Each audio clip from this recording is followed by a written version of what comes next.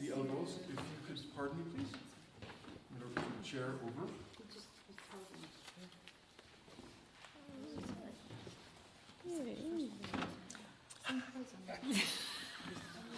Turn it on yourself. So I'm going to grasp the arm. Now, just by the elbow, there's a little dimple here. Okay. See that? Okay, guys, let me. And you're going to find it.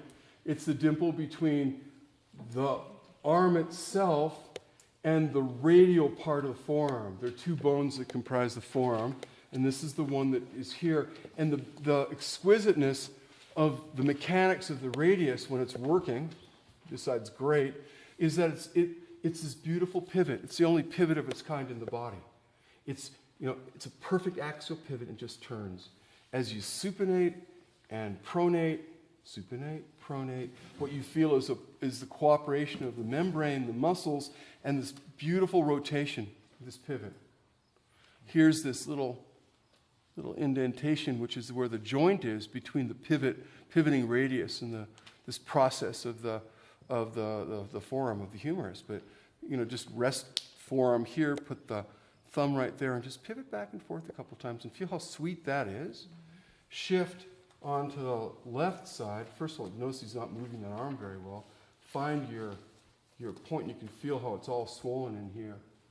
And then let the tip of your thumb drift into that little seam that's there. So you're on the male space, just on the edge of the female space, and you're going to go su. So rather than pivoting, in the first inch of supination, the thing goes. There's no pivoting; it's jammed. The forearm is not participating, and rather than pivoting, just like the first 5 degrees, it kind of drops away and jams. As I take it further, so as I take it further, at first it drops, and then as I take it further, the top part goes like that. So it is. They probably say catawampus where you're moving. It's an Appalachian expression. So this elbow, this radial head is catawampus. Pretty bad. And so the tender point for the radius is, here's the radius, is just on the inside of the head, just right by the outer part of the seam, and it's pretty sore. It's a wow. So that's large intestine 11. That's large intestine 11 for those of you who are following the game at home. Yeah. Nasty. I barely palpated it, right? It's a nasty point. The release for it is really sweet. What we're thinking about, we're going to do is we're going to bring him into full supination. We're going to hyperextend the arm, and we're going to use a hyperextended wrist and a little bit of lateral deviation to create a leverage shear, pushing that radius up and starting to shear the interosseous membrane here to release, right? So it'll look like this. Scoot over. Too many things here. Too many toys. All right. So the release with my hand under his elbow, monitoring the point, right? Yeah, it's still pretty nasty, huh? I haven't done anything yet. I'm going to rest my elbow on his thigh. I'm going to hyperextend the arm. I'm going to hyperextend the wrist as I supinate him. Ta-da. How much? Less. Give me a number. So it's a 5 out of 10. So at that point, his elbow's in position. I'm going to add a little more forcible hyperextension at the wrist. And I can feel myself moving the radius. How's that? How much? Pretty much gone. Okay. So what I did was hyperextend and push just a little bit on the radial side of the wrist, right? So I'm hyperextending, and I'm just adding a little bit of turning his hand toward his thumb. When you say push, you don't mean push that way, you mean push that way. What part? The last part that you just said. Well, watch my hand. I'm extending a little bit here, and let's imagine that this hand now is on a vertical axis, and I'm turning the whole hand. See that? Mm-hmm. So if there's a earth to sky axis, I'm turning him on that axis. And if you're looking down on his hand, I'd be turning it counterclockwise while I'm hyperextending at the wrist and at the elbow, and I can feel this point just, it's gone, right? Yeah. Now realize that we're really not treating this locally. What's happening is the whole interosseous membrane up through his shoulder into his prevertebral fascia is releasing as we do this. Right? This isn't so much. This is a larger injury. And again, what's local and what's regional? You know, the barriers, the distinctions kind of melt sometime.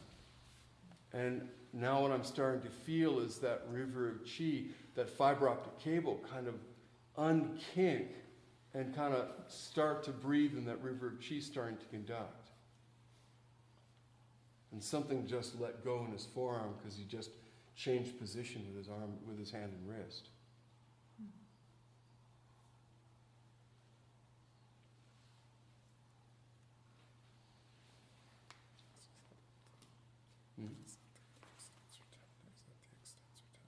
That just released?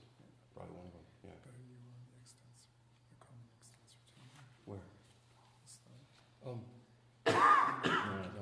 I'm going wherever the tendon point is. The tendon point will migrate. It's non-anatomical. It's somewhere anterior to where if you're in the anatomical position, it's somewhere anterior to where the radius is, the head of the radius. That's the best I can do. So you're waiting for it to breathe? Well, I'm waiting for it to breathe, right? Breath and flow. At that point, it just breathes. Now, one of the crucial features of the counterstrain, since it was acceleration and deceleration that threw out this neural integrity in the first place, to be really slow and gentle in restoring and repositioning the joint. Otherwise, if you go whoop, down, you're going to blow it out again and lose neural integrity. So now let's try this spot. It's pretty okay. Pretty okay. Yeah. Like maybe a one. Yeah, one's acceptable, Yeah. right? Now, if we go about an inch, see the crease of his elbow? If we go about an inch more medial, there's a little knob there. And if I go into that, that's a pretty sore spot.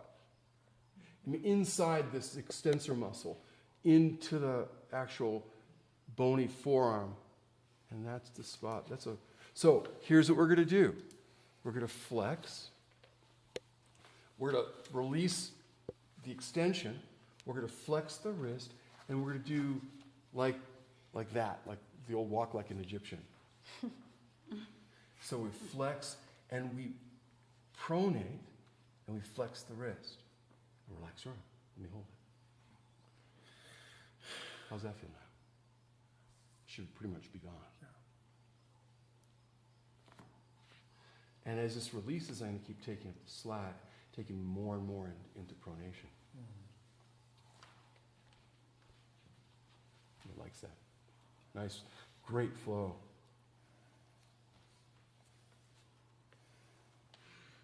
So that's a counterclockwise twist to the hand. I think of it as pronation. Okay? If your palm to the heaven is supination, palm to the earth is pronation.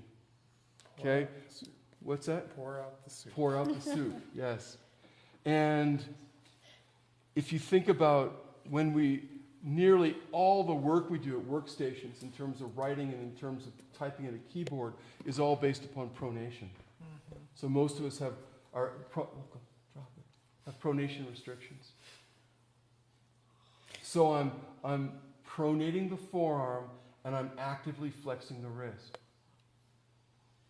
So you're doing both things so you cover your bases for how the injury originally occurred? I do both things because I know those are the two things that are required to make that tender point disappear.